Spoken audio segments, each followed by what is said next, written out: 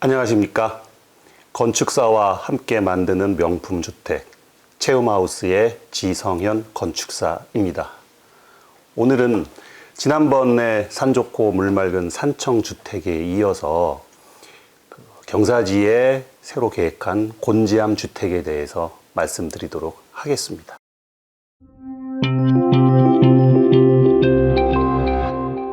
곤지암 주택은 경기도 광주시 곤지암에 있는 땅이고요. 지역 지구는 계획관리지역입니다. 지난번에도 계획관리지역에 있는데요. 이번에도 계획관리지역입니다.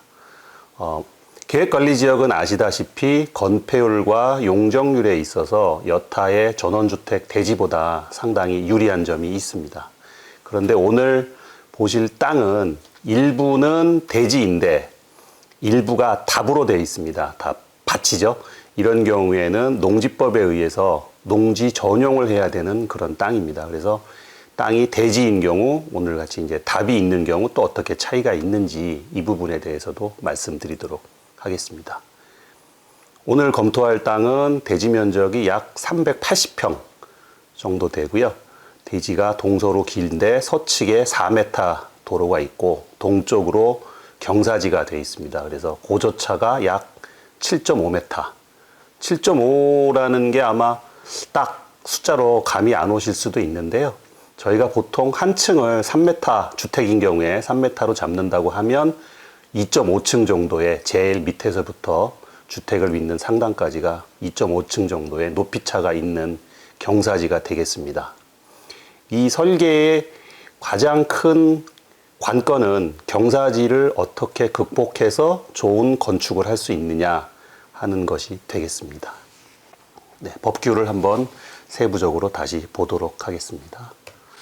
예, 건폐율 및 용적률에 대해서 보시면 계획관리지역은 도시계획 조례에 보면 계획관리지역은 40%, 건폐율 40%까지가 되고요. 이런 경우에 저희가 대지 면적의 40%니까 약 152평까지 건폐율을 적용받을 수 있습니다. 또 용도 지역의 용적률은 100%. 요 용적률이 산청은 80%였는데 광주는 지금 100%이거든요. 이게 각 지역마다 건폐율도 그렇고 용적률도 약간씩은 차이가 있습니다. 그래서 꼭 설계나 땅 매매하시기 전에 해당 지자체에 해당하는 건폐율 용적률을 꼭 확인하시는 게 좋겠습니다.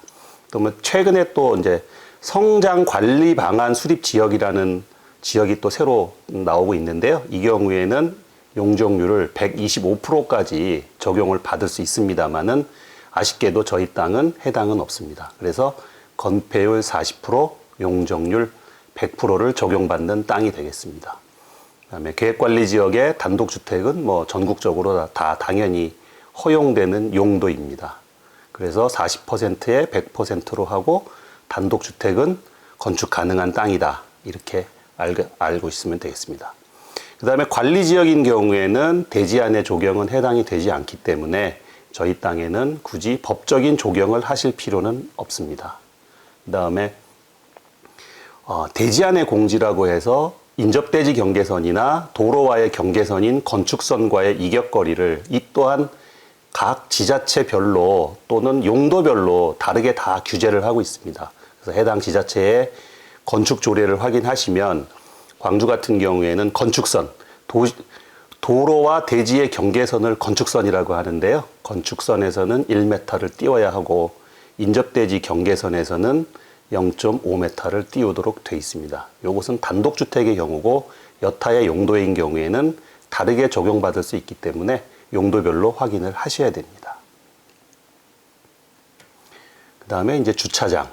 사실 전원주택은 뭐 부지가 넓기 때문에 주차장에 대해서는 크게 제약을 받지는 않지만 어쨌든 오늘 검토하는 주택이 7, 80평 정도가 되는 주택이라서 이런 경우에는 주차 대수가 문제가 될 수도 있습니다. 그래서 경기도 광주는 50제곱 이하까지는 주차가 없어도 되고요. 50에서 150제곱까지가 한 대, 150제곱을 넘는 경우에는 100제곱미터당 한 대를 더한 대수를 주차장을 마련을 해야 됩니다. 저희가 오늘 하고 다음 이 이후에 또 다른 부지에 검토를 하다 보면 150을 초과하는 100제곱당이 아닌 67제곱미터당 한 대를 추가하는 지자체도 있기 때문에 이런 경우에는 주차 대수가 또 다르게 산정될 수 있습니다. 이 또한 해당 지자체의 주차장 조례를 확인을 해야 되고요. 그 다음에 아까 말씀드린 대로 이 땅은 가장 낮은 곳에서 가장 높은 곳까지의 높이 차이가 7.5m가 되기 때문에 일부분은 분명히 성토를 해야 되고 또 성토를 하는 부분, 어떤 부분은 또 이제 땅을 깎는 절토 행위가 이루어질 수밖에 없습니다. 이런 경우에 개발 행위라는 거를 받아야 되는데요. 토지의 형질 변경이라고 해서 50cm 이상의 성토 또는 절토를 수반하는 행위가 있을 경우에는 해당 법규에 따라서 토지의 형질 변경, 즉 개발 행위 허가를 받아야 합니다. 그래서 건축 허가, 개발 행위 허가 이렇게 두 가지 인허가가 진행이 돼야 되고요. 처음에 보신 대로 지목이 답인 경우에는 또 농지법에 따라서 농지 전용도 받아야 됩니다. 통상은 저희가 이제 건축 허가와 함께 저희는 보통 이제 해당 지자체 근처에 있는 토목 설계 사무실에 의뢰를 하는데 그곳에서 개발 행위와 농지 전용 허가를 같이 처리를 하게 됩니다. 엄밀하게 따져보면 개발 행위, 농지 전용 이렇게 돼 있지만 보통은 그냥 개발 행위라는 이름으로 같이 처리를 할 수 있습니다. 여기까지가 해당되는 법규이고요. 지금 사진을 보시면 사진에는 사실 이 높이 차이가 그렇게 실감나게 전달되기는 좀 어렵기는 한데 그 앞에 있는 차량의 사이즈하고 이렇게 비교를 해 보시면 저 뒤에 석축 있는 자리가 얼마나 높은지 감을 잡으실 수 있을 거고요. 이런 경사지를 어떻게 활용해서 이쁜 집을 짓느냐 하는 것이 이번 설계건의 가장 중요한 부분이 되겠습니다. 도면을 잠깐 보시면 이제 대지는 여러 가지 부정형의 삼각형 모양이 막 결합된 부정형의 대지이고요. 동서로 길고 동서로 길면서 동쪽으로 갈수록 점점 올라가는 그러한 형국의 대지입니다. 그리고 서쪽에 도로가 있고 맑은 물이 흐르는 하천이 있습니다. 그래서 진입은 서쪽 도로에서 주차장을 해서 경사를 따라가서 건물이 올라가게 돼 있습니다.